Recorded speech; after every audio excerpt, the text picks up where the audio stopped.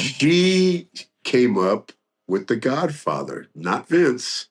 My wife came up with the whole Godfather thing. She just was more like, if we can find a way that we could bring your personality out the way that you are now, not the bear. If we can find a way to bring your personality out in a way, I think you got something there. And she just came up with that. I didn't want to be a pimp. Dude, I've been beating up pimps all my life in strip clubs, bro, in Vegas. Are you joking me? I beat up a lot of pimps. And I didn't want to do a pimp. I wanted to be a mean pimp. She wanted me to be the kind of pimp that I was. I wanted to be a mean pimp. But everything I fought her on that I didn't want to do, I didn't want to wear orange hats. I didn't want to, dude, you can't forget it. I'm like old school biker. Yeah. And so everything that I fought her on worked out.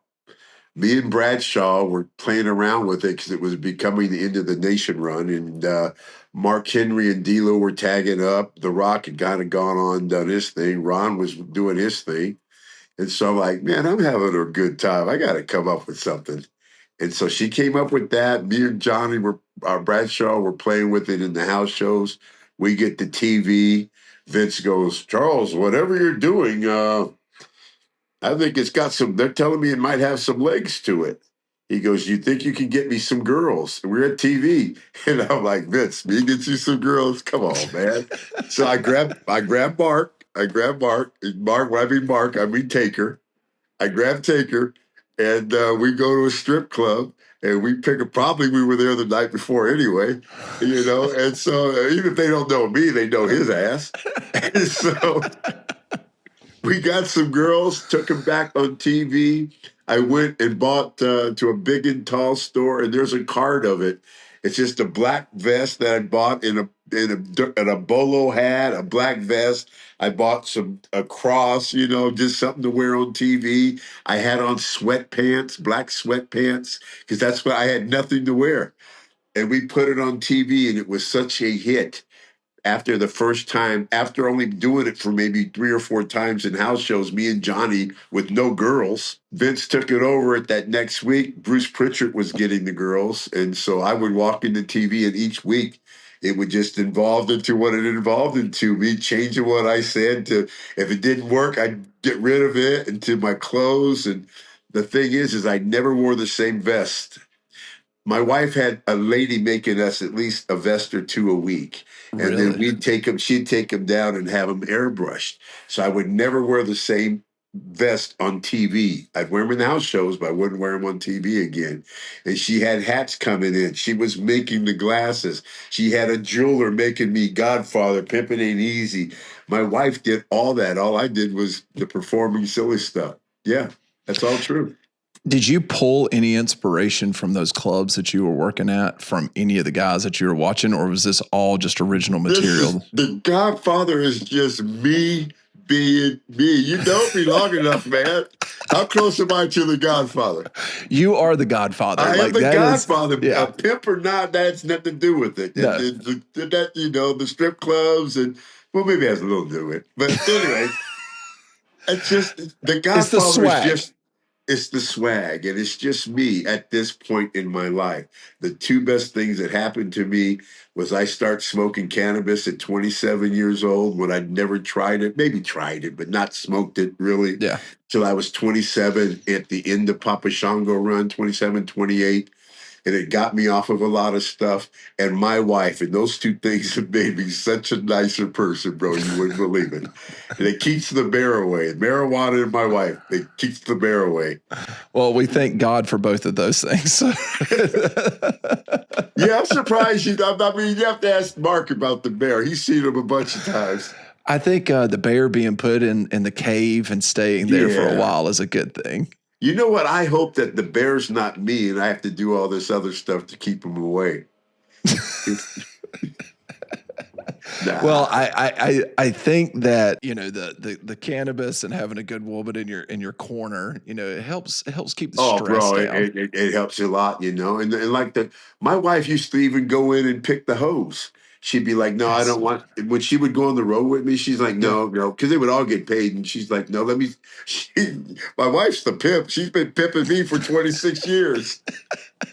You know what's great about that is when you've got a partner, when you got a teammate like her that is willing to go do that with you, Right. man, that makes How being on many the road a wives lot could easier. how many wives could be strong enough to handle that? Yeah. Every night I got all these girls, all these strippers hanging out with me during the show, after the show. How many wives can handle that? It's your wife is in that 1%, Yeah. and she's what we like to call a unicorn. Bear, so that's what she is. She's a unicorn. There's not very many of them out there, brother. No, there's not. No, there's not. Believe me, I know. You know, I think the fun thing about you is the fact that you never needed a title, especially when you were the Godfather. You never needed a title. You never needed even a program with another wrestler. Your character and what you did with the Ho Train and coming out in your promos, they got over so great during the Attitude Era. Were you having more fun than anybody else at that point? Dude, I told Vince, jokingly, of course, I told Vince, I should be paying you, bro, because I'm having too good of a time. It was so funny. The Godfather didn't even have matches. It was just segments. And you'd be in the back, would be this one against this one, this match, this segment, this match. I had Godfather, wouldn't even have an opponent. It would say segment and how much time. I was never, ever scripted, ever, unless I had to say, a town, an event, which I didn't usually. I was just going out there talking shit. And it wasn't something I was practicing either. I mean, I would literally, before I go out there, I'm like, hey, man, this is what I'm going to say out there. They'd be like, you're not going to say that. I'm like, you watch, see if I don't say this, man. I'd go out there just, dude, and I was, my ass was high. So, I mean, you know me.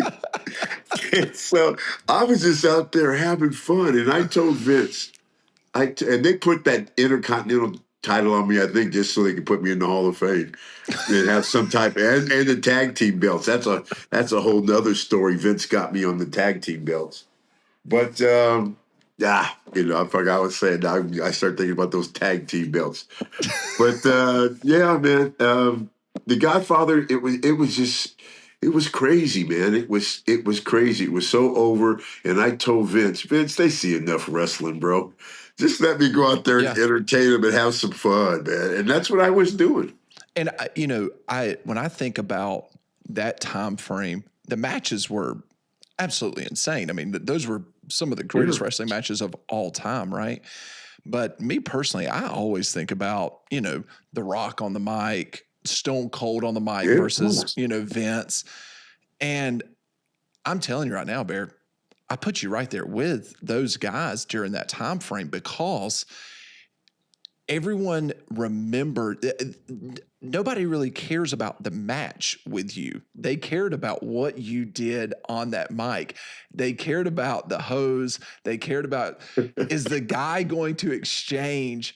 Is he going to accept a hoe to throw this match? And it was just sex was selling at that time. And we were so deep into it in the Attitude Era. And you were the face of it. You were the face of it for WWE. And man. You never had to take a bump if you didn't want to. That was a great thing. Brother, it'd be crazy. You would know how long my match was going to be by how many girls I brought out, because it would take so long to get them out and I to get them in the ring, do my stuff, have some sort of a match, and get the whole train in there somehow, and then get the girls back in the ring. So if I had 8 minutes, you're looking at a minute and a half match at the most. At the most. You were probably healthier during that time frame, just not being banged up than ever before. Oh my God. Al Snow told me one time when he had the head gimmick, Snow said, I've never ever had to work against an IC champion or a belt champion, and Vince tells us, don't worry about the work, worry about the show. But dude, I mean, like I said, I wasn't in it. I'm like, let me just entertain the people, bro. They Yeah. see enough wrestling. Let's have some fun. Let's go out there, just let my high ass go out there and talk some, have some fun. And I'll try to keep it as cool as I can without, dude, where I was bad is the house shows. Because it wasn't on TV, and that's where I was like rated triple X nasty in the house shows. Really, the handcuffs Oh, I were had the off. girls doing things I wouldn't have them do on TV. I'd have them kissing. I'd have them doing all type of stuff in the house shows. Oh boy. I'm sure man. some of the people watch this are like, man, I seen it one time. The girls were kissing and even oh man, pimping ain't easy. Was there ever a time that you did come back to Gorilla and Vince look at you and go, No, bro, no, went too far? not once, not ever. Good job, Charles. Never. Never, never. I was never ever told to calm it down. I got in trouble one time because I had said, I think it was Valentine's Day, and I was selling hose at 1-800 something, and it ended up being a real number that got swamped with thousands and thousands of calls. What'd you do? Just rattle off a number, not thinking? I was like, hey, get one, hi. Can't just get 1-800 the Godfather, baby, and I will, I got a hole for you, 2-for-1 special. It was that type of stupid shit. And it ended up being a real number when you spelled it out. But I didn't get no trouble about it. No, never. They never tried to calm me down, ever. Yeah, I feel like you were having more fun than anyone else in that locker room during that period. Well, I don't know. All the boys got to see all them girls in the locker room every day. Yeah, I mean, All of a sudden, you get house shows. All of a sudden, you go to. Can you imagine being in a bunch of guys all the time? All of a sudden, now you got 6 or 7 strippers hanging out in the back, and just Jack Lanza back there, nobody else. That is not a good recipe right there. Oh, the boys, man. I bet you when I was there, the boys enjoyed, not that the boys were doing anything, just the fact that you had something there to entertain, better than just looking at all these dudes all the time. Now you got strippers in there.